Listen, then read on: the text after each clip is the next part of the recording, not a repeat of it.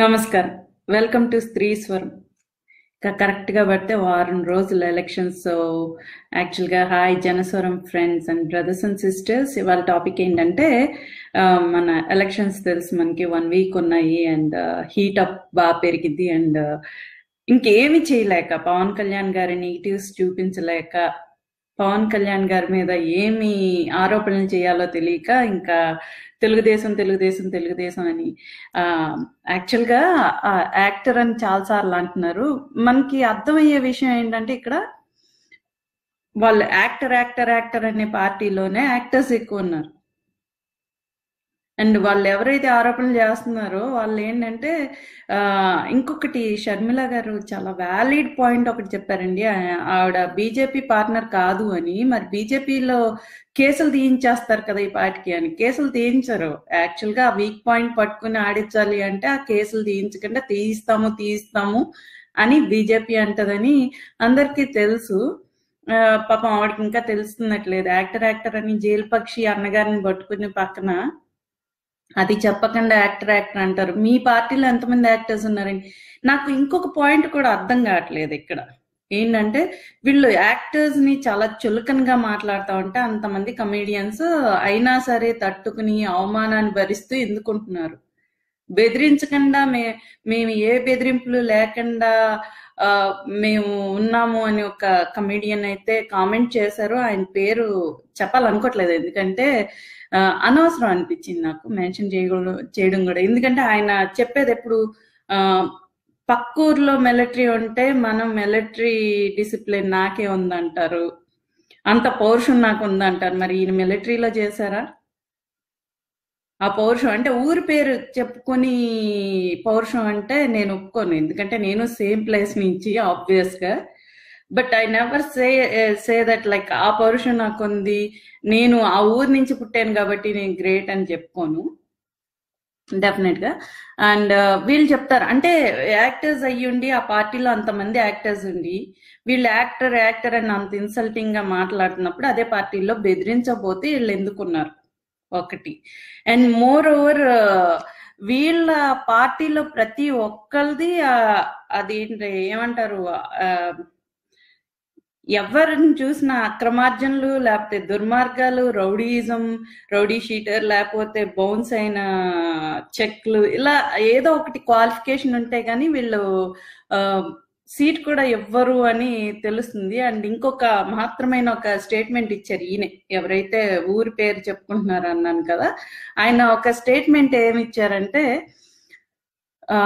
తెలంగాణ గురించి పవన్ కళ్యాణ్ గారు ఎందుకు మాట్లాడుతున్నారు, ఇది అయిపోయింది అంటే వీళ్ళు మాట్లాడితే గతం గత. ఎందుకంటే షకీల పార్టీ అని చెప్పారు కదా మన రఘురామకృష్ణరాజు గారు ఎవరైతే ఉన్నారో, క్రితంసారి మాట్లాడినప్పుడు యాక్చువల్ గా షకీల మూవీ ఇలా ఉంటది జగన్ గారితో ఉంటే అన్నదంట. మళ్ళీ మాట్లాడితే విలేకరులు అడగకూడదంట ఎందుకంటే గతం గత. వీళ్ళ స్టేట్మెంట్స్ రోజుకొకటి మారుతాయి. కానీ పవన్ కళ్యాణ్ గారు అన్నది అక్కడ తెలంగాణ నాయకుల గురించి అండ్ రాజశేఖర్ రెడ్డి గారి పార్టీలో ఉన్నారు కాబట్టి ఆయనకి వ్యతిరేకంగా కేసీఆర్ గారికి ఫర్గా వీళ్ళు వెళ్తున్నారు కాబట్టి ఆ మాట అన్నారు. అండ్ మోర్ ఓవర్ ఆయన అన్న దాంట్లో కొన్ని పాయింట్స్ ఉన్నాయి, అంతవరకు తీసుకోకుండా ప్రజల మధ్యలో వచ్చి అసలు ప్రజలను ఎప్పుడు అనలేదే. పవన్ కళ్యాణ్ గారు ఎప్పుడు చెప్తున్నది తెలంగాణ ఆంధ్ర అనే డిఫరెన్షియేషన్ కూడా ఓన్లీ రాజకీయ నాయకుల వల్లే ప్రజల్లో ఆ దృష్టి పడింది తప్ప ప్రజలు ఎప్పుడు అంటే ఆంధ్ర ప్రజలు తెలంగాణ ప్రజలు ఎప్పుడు కలిసిమెలిసే ఉన్నారు అని ఎప్పుడు చెప్తున్నా అదే చెప్తున్నారు స్టేట్మెంట్. ఈయన ఇంకొకటి ఏం చెప్పారంటే సీఎం గా రెండోసారి ఎలా గెలుస్తారు కేసీఆర్ గారు అంటే అదే క్వాలిఫికేషన్ అయితే మరి చంద్రబాబు నాయుడు గారు మోర్ దాన్ 2 times సీఎం గా ఉన్నారు కాబట్టి మీరు అగ్రీ చేస్తున్నారు. ప్రతిపక్షంలో ఉండి కూడా చంద్రబాబు నాయుడు గారు గ్రేట్, ఆయన మంచోళ్ళని మీరు సర్టిఫై చేస్తున్నట్ట నాకు అర్థం కాలేదు. ఎందుకంటే మరి చంద్రబాబు నాయుడు గారు మనకి 3 terms కి దగ్గరలో చేశారు కదా చీఫ్ మినిస్టర్. అలా అన్నంత మాత్రాన ఆయన మంచోళ్ళు అయిపోయి ఈ రోజు ఆయన అక్రమార్జనలు కానీ ఆయన ఏదైతే ప్రజల సొమ్ము కొట్టేశారు అనొచ్చేమో, యాక్చువల్ గా చేసిన దాన్ని మర్చిపోదాం అంటారా? నాకు అర్థం కాలేదు. అంటే ఇంకా గ్రేట్, ఆయన 2 terms సీఎం అయితే ఈయన ఇన్ని టర్మ్స్ సీఎం గా ఉన్నందుకు చంద్రబాబు నాయుడు గారు ఇంకా గ్రేట్ అంటారా మీరు? అంటే ఈ ఈ దీన్ని బట్టి మీరు ఇండైరెక్ట్ గా చంద్రబాబు నాయుడు గారి పార్టీతో కలిసిపోయారని మేము అన్నమా? ఎందుకంటే ఆబ్వియస్ అది అయితే తెలుస్తుంది. ఎందుకంటే థర్డ్ పార్టీ రాకుండా ఉండాలంటే మనం ఇద్దరం ఈ రాష్ట్రాన్ని పంచుకోవాలి అని అయితే మీరిద్దరు డిసైడ్ అయిపోయారు అనేది క్లియర్ కట్ గా తెలుస్తుంది. ఎందుకంటే మొన్నటి వరకు చంద్రబాబు నాయుడు గారు, ఇప్పుడేమో మీరు మొదలు పెట్టారు చంద్రబాబు నాయుడు గారితో కలిసిపోయారని ఒకళ్ళు, లేకపోతే వైసీపీతో కలిసిపోయారని మొన్నటి వరకు తెలుగుదేశం వాళ్ళు. అండ్ మీరు ఆ పార్టీకి సపోర్ట్ చేస్తున్నారు. నిజంగానే నాకు అర్థం కాలేదు.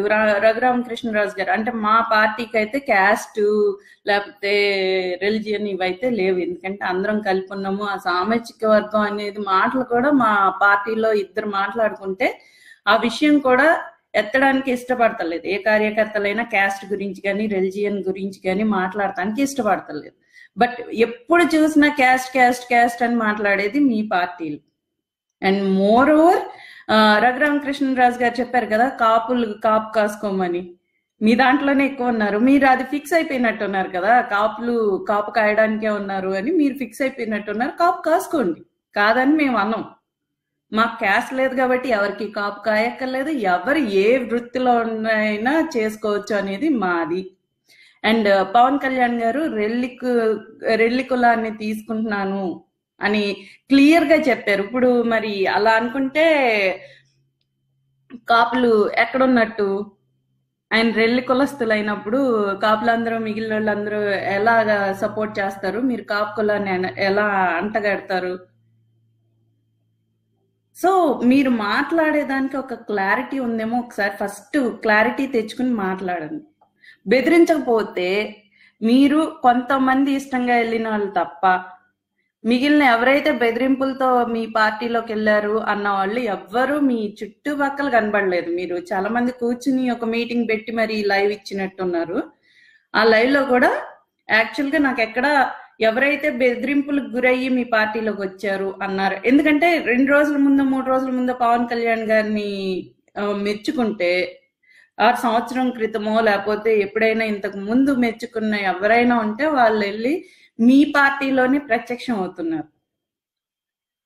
మొన్నటి వరకు పవన్ కళ్యాణ్ గారు లీడరు, పవన్ కళ్యాణ్ గారు వస్తే బాగుంటది, సమాజానికి ఏదో చెయ్యాలనుకుంటున్నాడు, ఇలా ఇంక్లూడింగ్ మీరే ఒకసారి ఆ వీడియో కూడా ఉంది, మీరు చూసుకుంటే కనుక జగన్ గారి పార్టీలో నేను జాయిన్ అయ్యాను, యాక్చువల్ గా జనసేన ముందు పెట్టుంటే అందులోనే జాయిన్ అయ్యేవాడినేమో అని కూడా అన్నారు. అది కూడా మర్చిపోయినట్టున్నారు పాపం. మీరు మర్చిపోయిన వీడియోలు మర్చిపోవు కదా, అవి టేప్ అయిపోయి ఉంటాయి, రికార్డెడ్ ఉంటాయి. సో మీరు ఒకసారి వెరిఫై చేసుకుని ఏం మాట్లాడారు అని కూడా. And he is a good leader అని పార్టీలో ఉన్నంతసేపు కూడా మాట్లాడారు. ఇప్పుడు చెప్తున్నారు మీరు కొబ్బరికాయల వ్యాపారం అది ఇది అని మాట్లాడుతున్నారు తప్ప, అంటే మీ వాళ్ళ బూతులు మాట్లాడతలేదా, తోలు తీస్తాను అంటున్నారు అంతేనా పవన్ కళ్యాణ్ గారు? మీలాగా మీ పార్టీకి చెందిన వ్యక్తుల్లాగా ప్రెగ్నెంట్ లేడీని కొడతలేదా పవన్ కళ్యాణ్ గారి పార్టీలో ఉన్న జన సైనికులు ఎవరు? అందుకు పవన్ కళ్యాణ్ గారి దుర్మార్గుడా? అందుకు జన సైనికులు దుర్మార్గులా? వాళ్ళు ఫాలో అవుతున్న వాళ్ళందరూ పిచ్చి గొర్రెలా? అవును, నిజంగానే లేడీస్ ఉన్నారని కూడా చూడకుండా రాళ్ళెట్టి ఎవరైతే క్యాంపెయినింగ్కి వెళ్తున్నారో వాళ్ళని కొట్టట్లేదా? అందుకు జన సైనికులు అందరూ గొర్రెలా? మాట్లాడే ముందు కొంచెం మీనింగ్ ఉంటే గనక మాట్లాడండి, లేదంటే బెటర్. అంటే మీరు ఏదైనా ఇష్యూ, ఇప్పుడు పవన్ కళ్యాణ్ గారు ఉన్నారంటే మీరు చేసిన అక్రమార్జనలు కానీ లేకపోతే మీ పార్టీ అధ్యక్షుడికి ఉన్న కోర్టు కేసుల గురించి కానీ మాట్లాడుతున్నారు తప్పితే పర్సనల్ గా ఏది వెళ్ళట్లేదు, ఆర్ పర్సనల్ గా టార్గెట్ చేయట్లేదు. మీరు టార్గెట్ చేయండి, పవన్ కళ్యాణ్ గారికి అన్యాయం చేశారు, వీళ్ళకి అన్యాయం చేశారు అని మాట్లాడండి, ఆన్సర్ చేస్తారు. ఈ మధ్యన ఇంకొక ఆవిడేదో అన్నారు, యాక్చువల్ గా పవన్ కళ్యాణ్ గారు, మీ పవన్ కళ్యాణ్ గారు చేయలేదా అంటే, మేము ఎప్పుడు పర్సనల్ అంటున్నాం, ఒకళ్ళ పర్సనల్ లైఫ్ ని మేము బయటికి తీసుకురావట్లేదు. పవన్ కళ్యాణ్ గారు ఎవరికి వచ్చి నాకు ఈ అన్యాయం చేశారు అని పవన్ కళ్యాణ్ గారు కానీ పవన్ కళ్యాణ్ గారి వైఫ్స్ కానీ ఆ కంప్లైంట్ ఇవ్వలేదే. మమ్మల్ని ఇలా చీట్ చేశారు, మాకు ఈ అన్యాయం జరిగింది, మాకు ఇలా రచ్చ జరిగింది అని ఒక చాటింగ్ అయితే చూపించలేదు కదా. చూపించినట్లు ఫ్లర్ట్ చేసినట్టు అసలు లేదు కదా. పోనీ అది పర్సనల్ గా ఉండి మీ పవన్ కళ్యాణ్ గారు చేయలేదా, మీ పవన్ కళ్యాణ్ గారు చేయలేదా అని అడిగే ముందు మనం మన గురువింద గింజ సామెత ఉంది కదా, మనం చూసుకుంటే బెటర్. ఎందుకంటే ఇలా మాట్లాడిన వాళ్ళని కుక్కలు నక్కలు అన్నా గానీ వాళ్ళు అయిపోరు. ఎందుకంటే మనం ఏంటో చూసుకోవాలి ఫస్ట్. చూసుకున్న తర్వాత యాక్చువల్గా ఏంటంటే ఆవిడ అన్న స్టేట్మెంట్ ఏంటంటే, నేను వస్తే కనుక ఇలా అన్నారు నన్ను, చాలా ఇంతమంది దగ్గరికి వెళ్ళావు, ఒకసారి 2 సార్లు మోసపోయావు, 3 సార్లు మోసపోయావు అంటారు, కానీ పదే పదే మోసపోయావు అన్నారు నన్ను అని చాలా కంప్లైనింగ్ గా చెప్పారు ఆవిడ గురించే మాట్లాడుతున్నాను. ఏంటంటే ఎస్, పవన్ కళ్యాణ్ గారు కనుక వచ్చి నాకు ఈ అన్యాయం జరిగింది, నాకు వీళ్ళ వల్ల మోసం జరిగింది అని పవన్ కళ్యాణ్ గారు కానీ, పవన్ కళ్యాణ్ గారి వైఫ్స్ ఎవరైతే ఉన్నారో ఎక్స్ వైఫ్స్ వాళ్ళు కానీ, ప్రజెంట్ వైఫ్ కానీ మీకు వచ్చి కంప్లైంట్ చేశారా? వాళ్ళు చాటింగ్ లో నాకు ఇలా అన్యాయం జరిగింది అని అవతల వాళ్ళని ఫ్లర్ట్ చేస్తూ, మనం కూడా ఇన్వాల్వ్ అయ్యి అవతల వాళ్ళని ఫ్లర్ట్ చేస్తూ అవతల వాళ్ళే నన్ను మోసం చేశారు అని ఎవరైనా కంప్లైంట్ చేశారా? పదే పదే లేని ఇంకా వీళ్ళు ఎటు తిప్పి ఏం చేసినా గాని పవన్ కళ్యాణ్ గారికి 3 పెళ్లిళ్ళు, పవన్ కళ్యాణ్ గారు వాళ్ళ అన్నయ్య పార్టీ పెట్టారు, ఆయన అమ్మేసుకున్నారు, ఈయన అమ్మేసుకుంటారు. హోల్సేల్ బిజినెస్ మీకు తెలుసు షర్మిల గారు, హోల్సేల్ వ్యాపారాల గురించి, హోల్సేల్ ఏదైనా ఉంటే అవి మీకు తెలుసు. ఆయన కలిపారు కానీ అమ్ముకున్నారు అని ఎవరు చెప్పారు? ఆయన మీలాంటి కుళ్ళు రాజకీయాలు, మీ తండ్రి గారు చేసిన కుళ్ళు రాజకీయాలు భరించలేక ఆయన వెళ్ళి కాంగ్రెస్ లో కలిపారు. ఆ విషయం అందరికీ తెలుసు. ఈ రోజు మీ అన్నయ్య అండ్ చంద్రబాబు నాయుడు గారు ట్రై చేస్తున్నారు కానీ but it won't be possible. ఇంకా ఏంటంటే ఉక్రోషం వచ్చేస్తుంది, మళ్ళీ అందకుండా పోతుందేమో.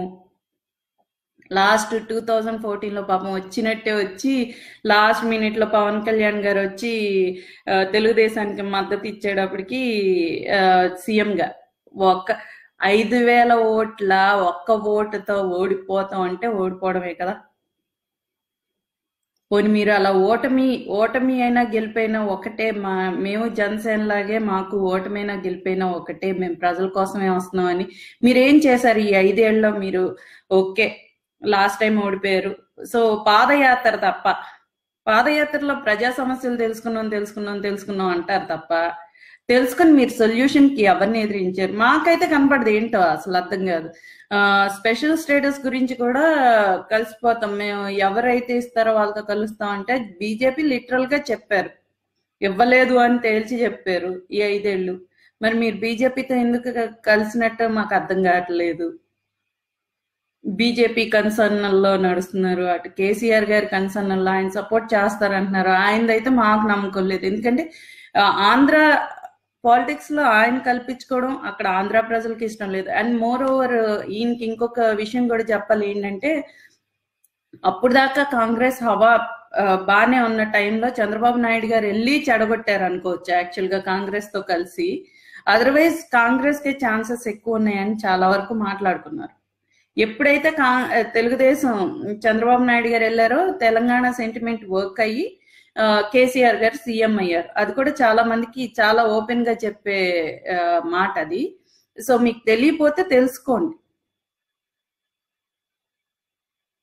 అండ్ జన సైనికులు లైక్ గుడ్ వర్క్ అండి మీరు. అండ్ జనాల్లో కూడా మార్పు వస్తుంది డెఫినెట్ గా, జనాలు మారుతున్నారు, జనాలకి ఏది కరెక్ట్ ఏది రాంగ్ అనేది తెలుస్తుంది అట్లీస్ట్ కొంతమందికి. అంటే అన్ఎడ్యుకేటెడ్ పీపుల్ కొంతమందికి ఏంటంటే రాజశేఖర్ రెడ్డి గారు అండ్ మన ఎన్టీ రామారావు గారు ఏదైతే చేశారో అదే గుర్తున్నాయి, వాళ్ళ దానికోసం వెళ్తా ఉంటున్నారు.